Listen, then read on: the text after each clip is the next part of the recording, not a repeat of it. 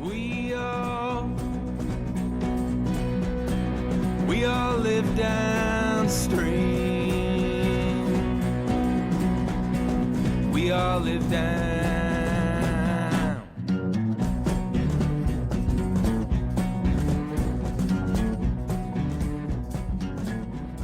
Hey y'all, welcome back to the Packrafting Life podcast. I am Lizzie Scully, your host, here reporting from Skullbinder Ranch off the grid, deep in the high desert of southwest Colorado. My husband, Steve Fassbinder, aka Doom, and I run Four Corners Guides, a packrafting and bike rafting instructional guide service. As well, I am the president of the American Packrafting Association, the main partner of this pod. And you should join this awesome nonprofit that advocates for packrafters' safety and education, access, and community. I will include a link to the join as a member in the show notes. So I started this pod a few years ago as a hopefully engaging free source of information for the packrafting community, and I love doing it. It's fun, and I get to talk with some of the most interesting, knowledgeable, experienced, and stoked packrafters in the world. I do this podcast for free, though if there are any sponsors out there stoked to support my efforts, please reach out. I don't mind. Is it working? It seems to be working. Fantastic. How are you? I unfortunately don't have a webcam on my PC, so I'll just have to. Bummer. Oh. All right. Well, I might not use my webcam then because it feels weird to just... Yeah, no worries. Sorry, but nice to meet you. Yeah, you too. I'm going to totally admit I did this like AI search for questions just for the heck of it. And I was like really impressed. So I have my own questions. Nice. And then I'm going to ask you AI questions. I hope I am prepared for the AI questions. Well, they're actually really good. I'm impressed. Like I use AI to like clean up things because I get lazy, and I went to grad school for journalism, so I'm a writer. But sometimes, when you're just doing like quick advertising things, like I don't want to spend an hour trying to edit something, so put it through AI. Yeah, nice. I got on board with the April Fool's thing for a wee post on the socials this morning. So yeah, that was about my usage of AI. Well, not what it's supposed to be used for, but yeah, that's all good. Well, cool. Well, I'm sorry I don't get to see you because you guys look like fun and you're Scottish. So my experience with the Scots is that they're mostly really fun and funny. But yeah, so I think this is episode 16 of the Packrafting Life podcast. Would you please introduce yourself? So my name is Callum, and I am the owner of Packrafting Scotland. Thank you. And how long have you been doing Packrafting Scotland? So this year will be kind of like the second proper year of running. Technically, we've been open 3 years, but the first year was very much just kind of consolidating year and kind of getting things up and running and in place. But yeah, this year will be our second year running technically. Cool. Yeah, we spent our first year just doing beta test trips to try to just test things out. So I want to ask you, mostly I'm just dying to know, I have bike packed and bike rafted in Scotland, but I've never been on a river in Scotland. And so I would love for you to just give me an overview of pack rafting in Scotland. Like, what's it like? And you could tell me about the rivers that you specialize in for your business. But I'd also like to hear about some far-flung adventures that you've done in your country. So long question, but first start out by just overview. What's the pack rafting life like in Scotland? Yeah, so I guess the concept of kind of the Scottish rivers is we're kind of more popular for kind of like you would call it like creeking sort of rivers. So they are kind of more narrow, more technical in nature. We do have some big volume rivers over here, well, what we would call big volume. But generally speaking, it is tight and technical, is what we have. And we're just so blessed with the amount of kind of waterways that we have over here. As soon as I got into the pack rafting, you suddenly look at the map of Scotland like completely different with, you're connecting all these waterways like roads basically across the map. So in terms of, yeah, so for the white water stuff, certainly just tight technical kind of creek stuff, um, which is awesome. And we've got a few good kind of waterfall runs. When the rivers are up, we have some really good kind of bigger volume rivers as well. Kind of like, I think it's the River Tay is the biggest volume river in Scotland, maybe even the UK. I need to fact check that, but certainly Scotland. And then when the rivers do get up, there's the River Fintorn, there's the Orkney, and these are kind of like absolutely unbelievable rivers when they've got a bit of water in them. And the River Tay, like what's that volume? Do you guys use the CFS or keep Uh, it? I think we do, but I don't personally. I kind of we've got so for I mean I suppose if anyone's coming to Scotland, we've got an app called Where's the Water, and it's linked up to SEPA, who kind of do a lot of stuff with the river, and they've got a lot of gauges on the river, so a lot of the stuff is kind of like more like local knowledge sort of thing. So I know, for example, that if the SEPA gauge is saying 0.3 on the Finthorn, it's like anything above 0.3, you can run like any of the sections of the Finthorn and they're going to be at a pretty good level, if that makes sense. Yeah, totally. I think I'll put that in the show notes so people can look it up themselves as well. So tell me about how you got into pack rafting. So I was working out in New Zealand back in 2016, 17, for their summer sort of season, and it was actually a friend of mine bought an alpaca all the way back then, and I was kind of like still into my kind of plastic hardshell kayaking at this point, and I just kind of didn't really interest me back then, and I was like, oh, this is a pretty cool bit of kit, especially when we kind of hiked up to one of the lakes, near Milford Sound, and he got on and just had a wee paddle around. Just I was kind of just on the side, just taking in, because that part of the world was just insane. And then basically, I was out working in Japan in 2018, and there was a company out there who run pack rafting, and I was actually working for the bungee jump at the time, and we kind of went across and did some rafting and pack rafting and canyoning with them, and yeah, I had a shot at one of these pack rafts, and I was like, this is actually really fun. So when I came back to Scotland later on that year, it was actually Jack, who I run the business with. He basically found one on Facebook Marketplace, and it was just like an impulse buy. I was like, I must have this. Why not? And it was like a really old Cocopelli, and it was almost like you needed to weight the front. Like, you can't tailay a pack raft, but I have come to the closest thing of tailaying this thing. Like, there's a really impressive photo somewhere where basically from downstream and all you see is the black floor. And I'm not really sure how I held it, but yeah, came slamming back down and carried on down the rapid, which was awesome. So that was a really fun little boat, and I probably pushed it through some things that maybe shouldn't have run in it, technically speaking, but it was a great wee boat. I've still got it, it is fantastic. But then when you move into the other pack rafts that are like more centered, and you don't need to actually load it up with, like, I was literally getting to the point where I had a dry bag and I was just stuffing it with things. I didn't need them, but I just stuffing it with, everybody was like, oh, I'll take the first aid kit, don't worry, let's put all that in there just to like level out this boat. Funny. Wait, And then, could you explain that word to me that you used? I Wait. don't, tallying?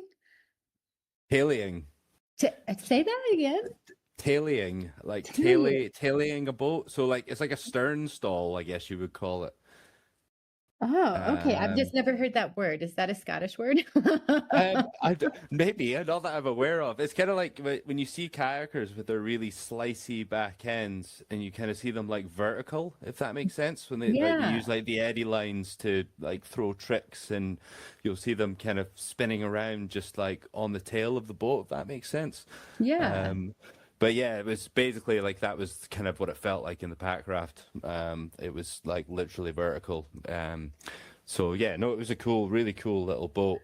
And then I got a couple of kind of like cheaper pack rafts later on, and then eventually it wasn't till 2022 I got my first alpaca, which was actually the Caribou, because I'd seen the whole bike pack rafting thing, and I was like, this is really cool. Like, I need to try some of this.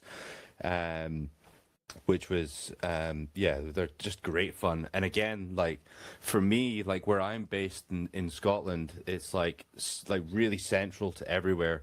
And kind of to get a gauge of like coming over here, so I'm based just north of Perth, and basically within 2 to 2.5 hours in any direction, I can be at all the kind of hot spots of Scotland, unless you're going like quite far up north, to like what we would call the North Coast 500 above Inverness. But from Perth, within 2.5 hours, you can just about get to every river that everybody would want to run when they come to Scotland, which is just amazing.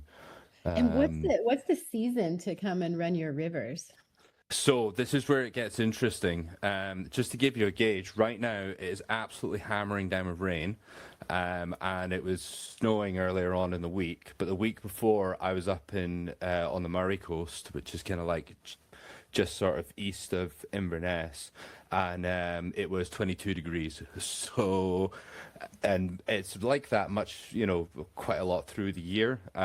We're generally getting more dry summers. That seems to be, because Scotland is just infamous for being grey and raining all the time. But we've had a good couple of summers where we've been like above 30 degrees up on in the Murray area, which has been, I guess, awesome. We're not going to complain about the sun, especially when it's been so cold and wet over the years. But I would say kind of now is a good time. April, sort of when we get a good snow season and we've had good snow melt, or kind of like coming in October time if you're looking for water.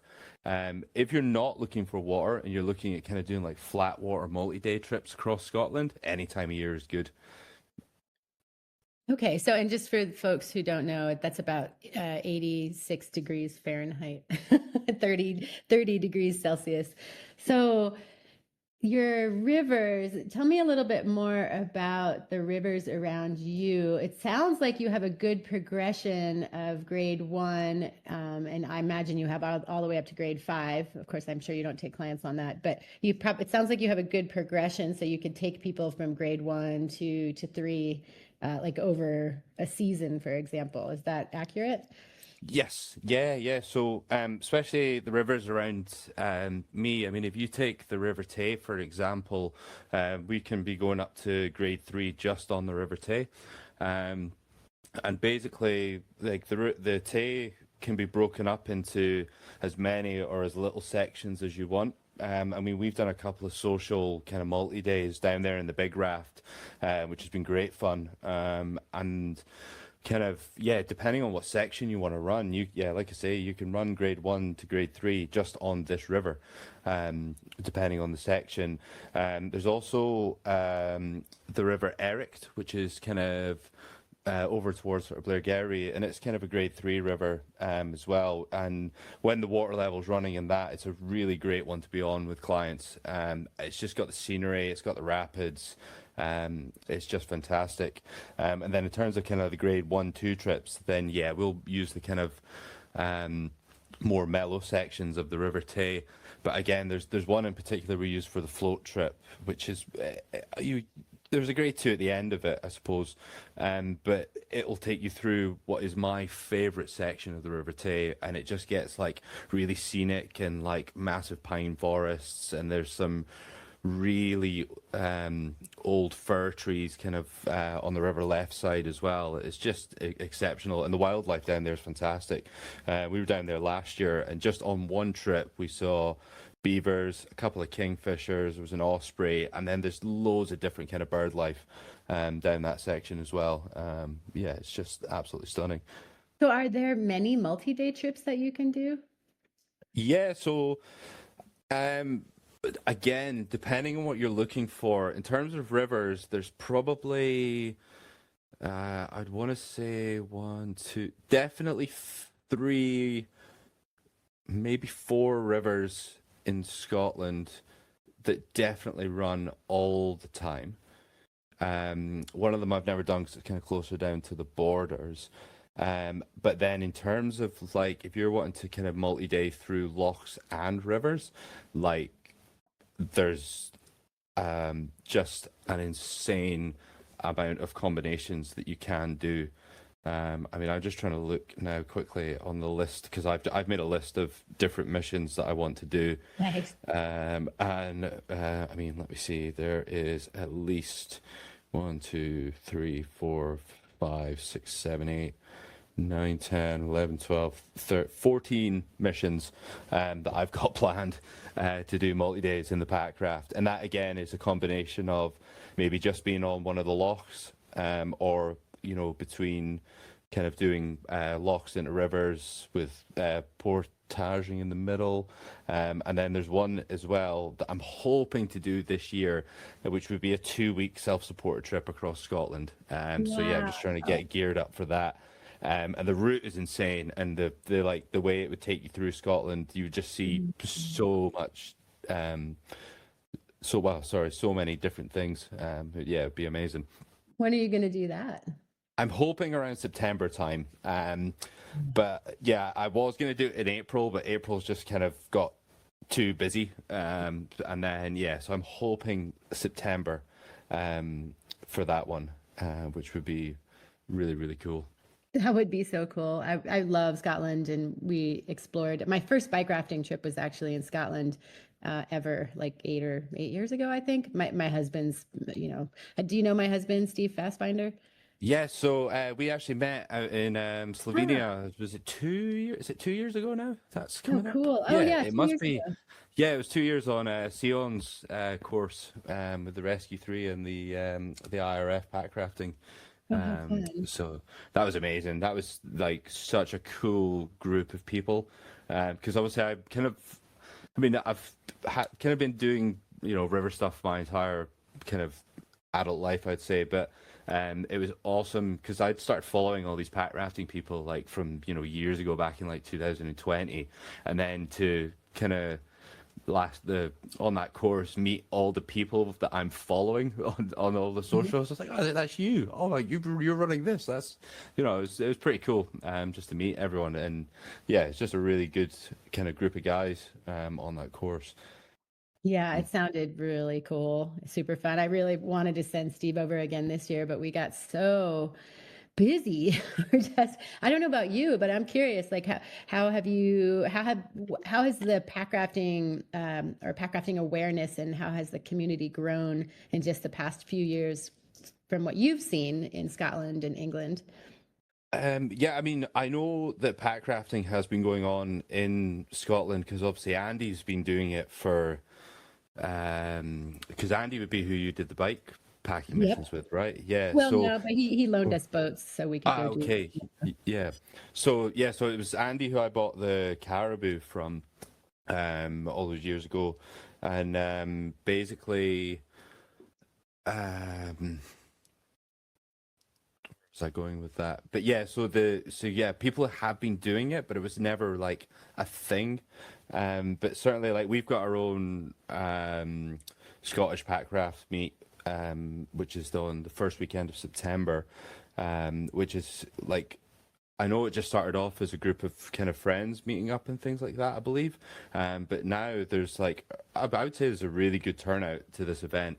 There's a lot of guys coming up from down south, you know, like England, Wales sort of direction as well for the weekend. So it is slowly growing. I would say we're still kind of like behind to the likes of like America and New Zealand. But it is slowly getting there, and you know the awareness is slowly getting out, because like they are incredible crafts. Like I would say like the biggest thing as well is the stand-up paddleboarding. I don't know, did that blow up out in the States as well? Oh, definitely. Yeah. So like especially around the COVID time for us, I would say that like just about everyone kind of like got into stand-up paddleboarding. It was just like the thing. But I know the guy who was doing stand-up paddleboarding. He's lives in the same village. He was doing stand-up paddleboarding before like stand-up paddleboarding was stand-up paddleboarding, which is really cool. And to see like how much that's exploded, I really hope that the pack rafting will go the same sort of direction, because it's just such a more accessible craft. compared to even carry, like a SUP is a pretty accessible craft, but it is still quite a big bulky bag that you need to carry in. Whereas, you know, a lot of folk get the stand-up paddleboard, they don't necessarily want to stand up on it. You know, you see a lot of guys with the stand-up paddleboards with kayak paddles out here, and it's just kind of like, well, actually, you should probably try a pack raft. You could still stand up on a pack raft. It's probably just as stable, but you know, it's definitely another option for people getting out and getting, you know, on the water. Yeah, I mean, I have a girlfriend who pack rafts and stand-up paddleboards, and she's really good at stand-up paddleboarding. And so when we go pack rafting together, sometimes she'll bring the stand-up paddleboard, but most people aren't that stable in whitewater on them. So I feel like you can just, well, no, it's obvious you can do a lot more as far as catching eddies and navigating around the rapid. I mean, you could do more in a pack raft. So while I think for me, it's more fun, I think for other people, it's more fun to stand up paddleboard, but there's just a lot more you can do in a pack raft. Yeah, 100%. No, there's definitely a scary element. I've done a little bit of the whitewater stand-up paddleboarding, and I am just waiting, especially in the Scottish rivers. Like I was saying, it's quite a rocky kind of by nature, so you're just waiting for the fin to catch, and you're just waiting to send. Yeah, I can imagine. Wow. So I have these like really silly questions I want to ask you.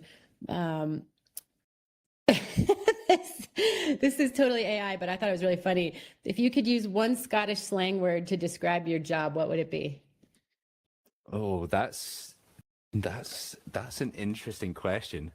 I'm gonna have to pull up words now, I think, just to I mean, yeah, that is a really, yeah, because most of the Scottish slang words are usually to insult people. So, like, having a really good, I'm gonna have to, yeah, Scottish positive. We'll say positive slang words because, yeah, most of the slang words I know are not positive whatsoever. Okay, well, maybe we can skip. Um, Let's go to another question. actually, no, I've got it. My job is bra, Bra. which means excellent or lovely. Ah, how do you spell that? BRAW. Oh, cool. Okay, and tell me why. What do you love about your job? I mean, any day on the water is a good day. I can't actually describe like how much I love being on the water. It's just, yeah, it just, there's just something about it for me. Like everything just disappears when I go onto the water. And that's what I love about opening this company and trying to take people out and kind of experience this. I mean, a lot of the time I try and explain to people, it's like a lot of folk are, you know, go on like a VR headset, if that makes sense. Like being on the river is just the same as that, except you're just taking in like actually you're being outside and it's just so much better. But yeah, it's just, I've always kind of, how do I explain this? I've always had a kick out of taking people out on the river and watching them kind of click, if that makes sense. Like realizing that it is such a fun, like enjoyable place to be. Instead, it's not that kind of, I mean, some stuff is scary, don't get me wrong, but there is a point on a river trip where people start to click and they start to smile, they start to enjoy themselves and they relax a bit more. And it's just a great place to be honest. Trying to think what else. Do you find that, I don't know, personally for me, with a couple exceptions, for example, every single one of my friends who I've brought out, or many of them have bought pack rafts after I've taken them pack rafting, and most of our clients, I'd say 99% of them, like, are smiling much of the day. They're just stoked. It's like, it's so much fun. Are you finding you have that experience as well with your clients? Yeah, absolutely. I think a lot of people come towards the pack rafting a bit hesitant, and then they get on and realize how stable these craft are, and what you can throw them through. You know, it just, yeah, they do relax a lot more as soon as they see what they're actually kind of getting into. And again, I think most of the people that have come to me and wanted to try one are now going away and buying a Packraft, like all of them. We'll slowly convert everyone over to Packrafts, I think. Perfect. And how many clients do you have each year now? It's your second, I guess this would be your second year, though your third Yeah, year. I'm trying to think. I mean, obviously, last year we ran a couple of courses, which was roughly about 6 people on each course. And then in terms of clients, I'm trying to think what we had last year. We had quite a few Packraft trips out, and then a couple of rafting trips as well. But again, because we're so fresh, it's just trying to get slowly up on Google and again awareness. I think unless you actually know what a Packraft is or are looking for a Packraft, we're just slowly kind of getting up there on Google as like water activities and things to do. So this year we've got a couple of trips already booked out for May, and we've had a lot of interesting courses and things like that coming up. But again, it's kind of, I'm not 100% sure how this year is going to be. I mean, we got to appreciate that everyone who comes through the door is like, it's great to have them. Like, this industry is very much, we appreciate everyone who comes through because we rely on them to, make us work. And especially with the way things are going, kind of cost of living and things like that, it is a luxury to come with us. And again, we've got so much respect for the people who do come out with us. Are you finding you have mostly folks from Europe and Great Britain, or do you have people from all over the world? So we've had a mixture so far. So it's been it's been UK, Europe, and we had a lovely family from America last year as Nice. well, which was really cool. They're actually part of the is it the ACA? Is that correct? Oh yeah, American. Yeah, yeah. So they got in touch before coming out, and there was a couple of them that were pretty good paddlers before, and then they had friends with them that were pretty keen to get out on the river. So we did a really awesome full day Packraft trip with them, which was really cool. We've actually had a couple of people come over from Europe specifically for the courses. They were struggling to find English-speaking courses. So yeah, they came over for that, which was really cool. Excellent. So now back to the silly questions. What's the most unexpected thing you've seen a guest do? Oh, unexpected thing. I mean, can I take this from my entire water experience career as a freelance raft guide as well? Yeah. Probably the most unexpected one was at the start of the trip telling me they could swim and then jumping off the raft and then shouting, "I can't swim." Oh, wow. So what did you do? We were in a flat pool, so I just handed him the T-grip and pulled him back in. But that was, I was like, maybe they thought if they told me they couldn't swim, they weren't going to come on the trip. But I was like, that's not how it works. I need to know. But why did they then jump off the raft? Well, this is, yeah, exactly. Wow, that reminds me of, I don't know if you've ever seen, hopefully you haven't actually, but there's YouTube videos of drunk American guys diving into cholla bushes, which are, do you know what a cholla is? I don't. It's a really, really horrible cactus with like terrible spines. And they get really drunk and then they just dive in. Yeah. It's like, maybe not quite so bad, but almost. Okay, so have you ever had to rescue someone or been rescued yourself? Yeah, like loads of times. Yeah. Yeah, I think they say, well, especially on the personal trips, if you're not swimming, you're not trying hard enough. But yeah, no, there's been quite a few things actually. I think a lot of people were either found me and Jack really funny on that training course out in Slovenia or got really annoyed with us. But basically, we were tallying up through the week who had the most swims, which was really, really funny. But we actually got to the point where we were down one of the sections of the Socha, and I think it was like the third rapid down, and Jack swam and I was at the top and they wouldn't let me go. I was like, I want to run, let me go down, I want to see him swimming. Yeah, we call that swim team captain here, and that's usually me. But all right. And how about, I mean, I imagine you guys have bad weather much of the time when you're on trips down out there. I mean, when I was in Scotland, it rained every day. I loved it because it doesn't rain here very often in the desert. And when last time I was in Scotland, we had this horrible fire season. And so when I went to Scotland, I loved the rain. Yeah. But you guys, how's the weather normally when you go out?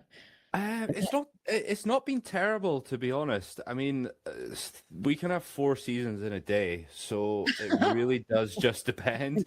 I'm trying to think. It happened the other day, actually. Maybe it was earlier this week, or was it late last week? But certainly it was really windy, then it was sleet, then it was rain, then it was snowing, and then the sun came out. So yeah, it really does depend, and you can't always rely on the forecast. It is very much look out the window and see how you go. There are certain elements that we can predict, especially for client trips like wind um, and usually the rain forecast is pretty accurate up in the hills for kind of getting water levels and things like that. But yeah, it really does just depend. I mean, we carry warms kits even in the middle of summertime because it just takes someone to have that swim and a little bit of a breeze to come in to kind of create that chill, if that makes sense. So, I mean, we're fully kitted out for the trips and for basically anything to kind of happen that day, if that makes sense. But if we know especially it's going to be cold as well, we'll bring hot flasks and things like that as well. That's the night to keep the adventure cozy. I mean, I feel like being in Scotland is just a really incredible adventure on so many levels, from the weather to the castles to the booze to Yeah, like yeah. I everything. mean, Go on. I was going to say the one thing we didn't talk about, and you say the best time to come to Scotland, is obviously it does change. The one thing I would say is bring the bug spray because we have the midges. I don't know if you experienced the midges when you were over here, but especially out on the west coast, they are just horrendous at certain times of year, and especially if you get, I guess, nice weather. This is where you don't want nice weather. You want a breeze to keep them at bay, but like as soon as the wind stops, honestly, some places you kind of like see them rise like a cloud out of the ground, and yeah, then you know you're in trouble. Yeah, we definitely had most of the time I was there, the weather was horrible. I was there for 3 weeks, just biking, and then my husband met me and we went, Steve met me and we went bike rafting. But we had one day of really beautiful weather on the lock, and it was fine on the lock. The bugs weren't bothering us, and then we got to camp. Yeah, Yeah, yeah, that was interesting. that's it. But it was still oh man, it was so worthwhile. Scotland's like one of my favorite countries, and just like talking to you and reading about you and learning about you has made me want to go back so I can do the rivers there, because now I'm a much better whitewater boater, and like the trip that you have 2 weeks around Scotland, exploring Scotland, are you going to be able to stay, like, is it mostly going to be on the water? So it'll be locks to rivers and then just a little bit of hiking, or will there be some good amount of hiking as well? So I mean, to be perfectly honest with you, I am a gravity-assisted sportsman. So I only kind of hike when I have to. And yeah, so I have planned a route so that most of it will be on the water. There is going to be probably, I'm trying to think how many portages is going to be where we're going to be hiking. There'll be one, two, probably 4 days, I think, of the 2 weeks. Let's just say five to be safe. We'll be hiking out of the 2 weeks. So it's a pretty good ratio for kind of water to walking time. Yeah, that's awesome. I can't wait to hear about it and maybe do it one day. Okay, so next question. What piece of advice would you give to someone wanting to learn to packraft in Scotland?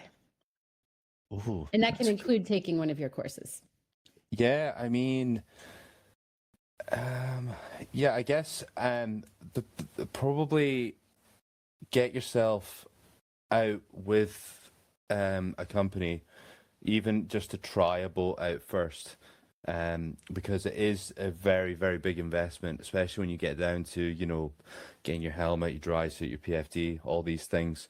But I would definitely advise going out and making sure, and the guys from, all the companies around will talk to people and they will tell you what boat and what your needs are, because obviously you can't just have one pack raft, but if your budget only allows you to have one pack raft, then it's great to chat to these guys, myself, to find out what will maximize your kind of enjoyment and your experience in a pack raft.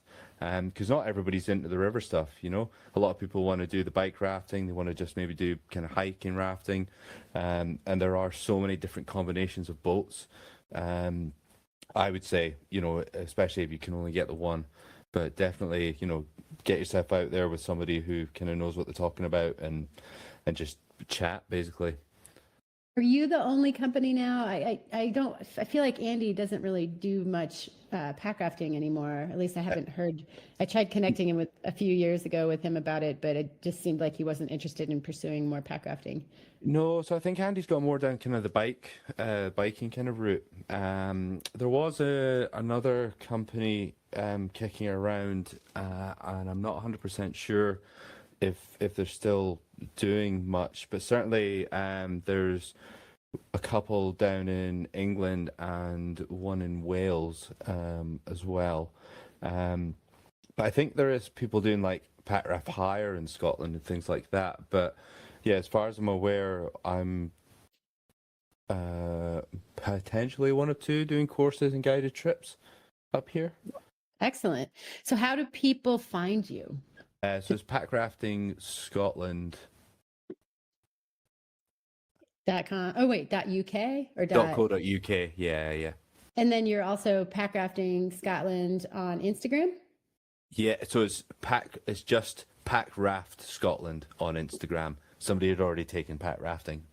Okay, cool. And one last question, well, actually two more questions, but what's one thing that people are generally surprised to find out about you, your partner, or your business? They're probably quite surprised when they meet me and Jack to realize just how professional we are. Because we do come across with this kind of fun, ridiculous vibe, that probably most people would think that we're a couple of idiots. But no, we are incredibly professional at what we do. We just like to have fun with it. Yeah, I mean, it sounds like you have decades of experience in the paddling industry. Yeah, I mean, I kind of first got in a kayak when I was 16, and it was like just a friend who was really into paddling, and I kind of got into like a year outdoor course, so I wanted to try some kayaking before I started, and he literally just kind of chucked me in a boat and threw me down the Tay. I think I swam like 8 times. I was like, this is awesome. Nice. Which is funny because you can actually run that section in 30 minutes top to bottom, maybe less if you were just to paddle straight down it. And I was like, yeah, 8 swims in a 30-minute stretch. Nice. But yeah, no, it was good fun, really good fun. Well, is there anything that I'm not asking you that you want to share with me? I don't know. I mean, most of the stuff that I kind of wrote down is kind of being talked about. But I mean, I guess the other thing for people coming across to Scotland, if they did want to come over and do pack raft trips and stuff, as well as the kind of where's your water for getting your river levels and things like that, there is the Scottish Outdoor Access Code that we would definitely recommend people to read before coming over. Kind of just the big thing is kind of leave no trace, which is a pretty standard thing for, people kind of wild camping and things like that. And just coming into effect as this year, I think it is, because we had some I say that we had really bad wildfires. They're really bad for Scotland. I mean, I don't know if we can quite compare them to kind of the wildfires that the States have had, but it was pretty devastating for us. So there is going to be an area with a fire ban, and that's going to be starting on the 1st of April, well, today. The area has, to my knowledge, I haven't checked again, but it wasn't confirmed. So it's just checking out things like that, just to make sure you're not getting yourself in trouble over here. But the outdoor access code, things are pretty relaxed in Scotland with the whole kind of right to roam thing. But there are a few places you probably just want to be clued up on, not going, I guess. But apart from that, it is just an awesome place to come and visit. Couldn't recommend it enough. Well, it sounds to me like you're the go-to for packrafting and packrafting instruction in Scotland now. So that's kind of a no-brainer, and you're really easy to find. So I will get some information from you. Maybe if you have some good links to more information on your website that I can include in the show notes for folks who want more information, that would be great. Definitely. And if anyone wants to, just email, chat packrafts, chat different things, I'm more than happy to talk to people, and if they're planning trips to Scotland, and give them advice and all sorts of things. So so if I wanted to come back there next year with my husband for 2 weeks and do this trip that you have around Scotland, but I should come in September and do the roundup, and then after that is September, then I could do link some of these rivers and some of these locks for like 10 days, 2 weeks. Yeah, no, 100%. Yeah, and give me a shout when you're coming across as well, because I'll take some time off and come and paddle with you guys. That'd be awesome. Oh man, that would be so fun. Well, cool. Well, I'm really excited because Scotland really is one of my favorite places to visit. I've been just twice, but I definitely plan on going back. And y'all are just like really progressive, cool people. So thanks. So I can't wait to come back. And thank you for chatting with me. It's been great. So.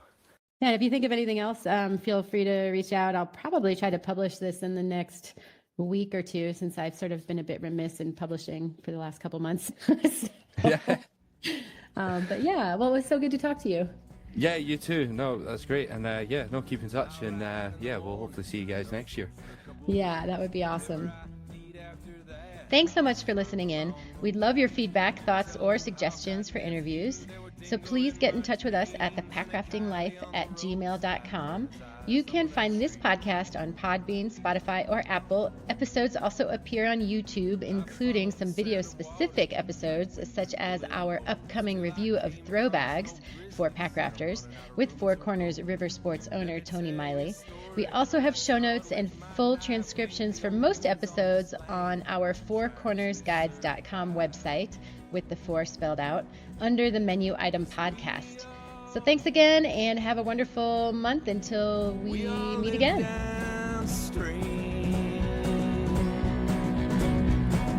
We all live down